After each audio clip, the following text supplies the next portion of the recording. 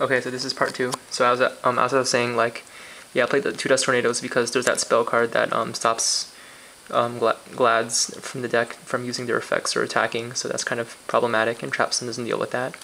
Trapstone doesn't deal with like certain like rogue problems. 2D Prison. And this is a preference thing. D Prison's really good. It's better than Mirror Force this format, but it's a preference thing. You can play 1D Prison, 1 compulsory evacuation device. It doesn't matter. It's like they're all very similar. Torrential. Some people side this. Like I know like one really good Glad player who sides this and just like puts it in on certain matchups. But it belongs in the deck in like half the matchups, so it's pretty good. I keep it in main deck, and other Glad pros keep it in main deck too. Dust Shoot is staple. Side it out game 2, of course. Side it out against the Mirror. Side it out against what else? I don't know. Like, I mean, you can get a feel for it. You just look at how your opponent plays, and you know when to side it out. Starlight Road. Protect your backfield, because Glads are all about having a full backfield and then like just tagging every turn. So this protects things. It's a great card, and it lets you overextend with monsters and not be afraid. Solemn, staple.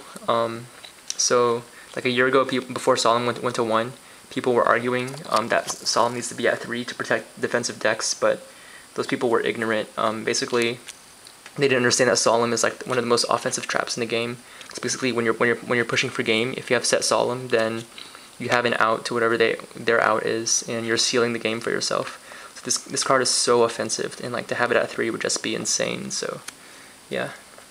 Alright, so that's the 42 cards. 19 monsters, 10 spells, 13 traps. Yeah. Okay, side.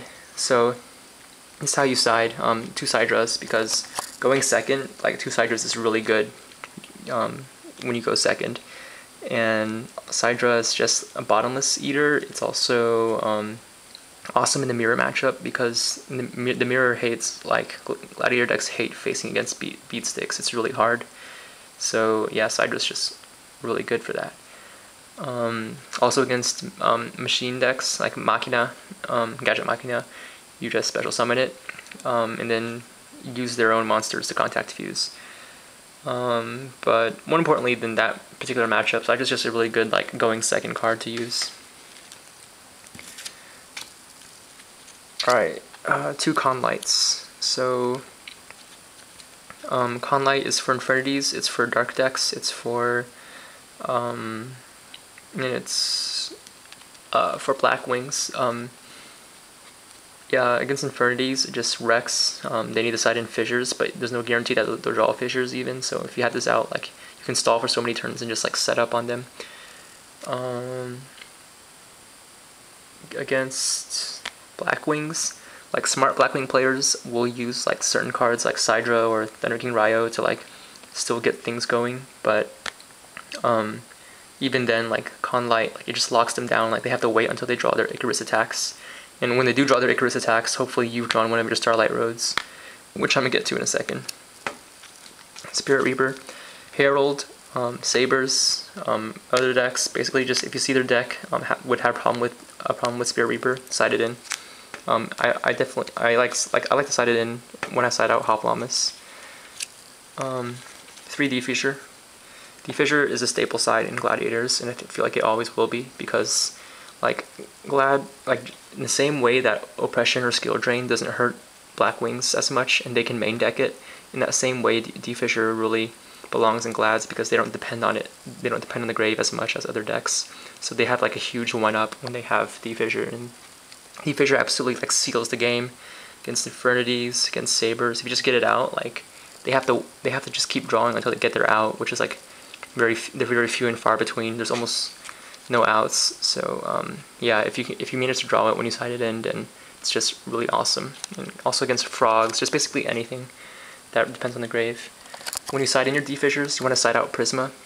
You generally want to side out Cat, even though his Cat's really good. Side out Samnite, maybe both of them.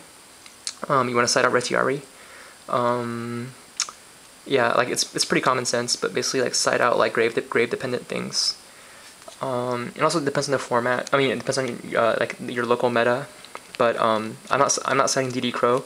But if you're in a meta where like there's a lot of frog OTK, then you definitely need to side DD Crow.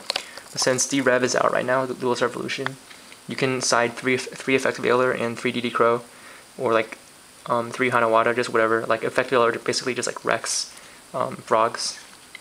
So like frogs are pretty much dead now because of Effective Veiler. Also in D-Rev, if you have D-Rev cards, you would want to put Solemn Warning in this deck. Solemn Warning is really good, and it definitely belongs in this deck. Like I would take out like a D-Prison or something for Solemn Warning. Yeah. Brain Control, it's really good in a lot of matchups. Basically look for matchups where your opponent's like playing the kind of monsters that you'd want to brain control, where you think that this would be a good top deck. Also, this is a staple for the mirror, so if you're in the mirror, side this in. This is a staple in the mirror. I explained this earlier, so you definitely want to side this in against the mirror. Also, it's really good for anti-meta decks, because if you're playing anti-meta, you want to like basically play more cards that disable them, like Deep Prison, Book, Econ, like stuff like that. Also, this card is good just in case you play against a deck that uses Royal Decree, because in that case you can side out Deep Prison, side in Econ, and you have like a more like spell-based like backfield, and you can catch them by surprise. Smashing Ground. This is like some people like I'm making Econ instead of Smashing Ground, just like Dan Lamartina does. But Adam Korn will like main Smashing Ground inside Econ and Smashing Ground, which means you'll have a second Smashing Ground in a side deck. This is my first Smashing Ground, it's in my side deck. In any case, it's a good side, because when you go second, it just responds to so many things. This can be your only out to Obelisk the Tormentor. It's like a good out to like different things like frogs and whatnot. It's just a good card to like side. It's good for going second. Mind Crush. This format depends a lot. I mean, it's really easy to Mind Crush this format. Especially against Sabers, you know, call their fall trolls, call their whatevers.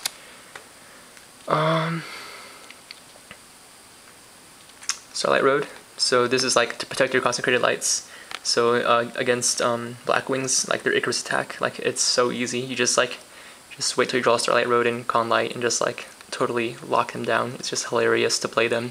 But even then, like Blackwings is a pretty even matchup for Glads, so you gotta be careful.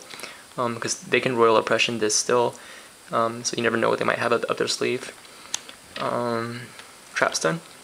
So if they you have Con Light out, they try to respond with Icarus attack, you can Starlight Road, and if they respond with Royal Oppression, you can respond with Trap Stun. So yeah, like this is great against Blackwings. It's great against the mirror. It's great against anything that's backfield heavy. It's great against Sabers. It's like a mini Cold Wave. This card is just absolutely crazy. It's just awesome. It's like super 7 tools. Yeah, so this is definitely a staple on the side. So Compulse is my last thing. I like Compulse plays because you can Compulse your own monsters and Compulse Synchro monsters. Like there's a lot of like trickiness to it. But this should probably be replaced. If I remember correctly, like the top Glad pros, like they don't have this, but they have like a D Prison, or no, not a D Prison. They have like something else in the side.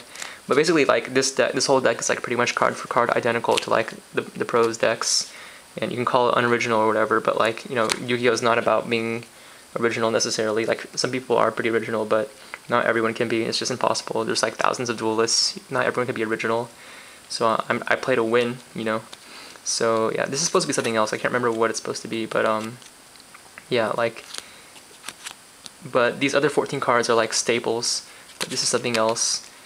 There's no Mask of Restrict because like Mask of Restrict is like a turn slow, so it's like it's not gonna really like truly save you against frogs. And it doesn't really save against monarchs either because it's just so draw dependent and doesn't synergize well with the deck. So and like I think that's why like a top player like Dan Lamartina stopped using it. So that's the deck. If you have any questions, feel free to post. So happy format, everyone. The format's finally over. So yeah, that concludes like this format. Hopefully next format will be much better for Glads if they hit Sabers with their ban list and whatnot. Make sure you have 2 Stardusts for the 2 Starlight Roads. Yeah, so that's it. Hopefully next format will be good for Glads. We'll see.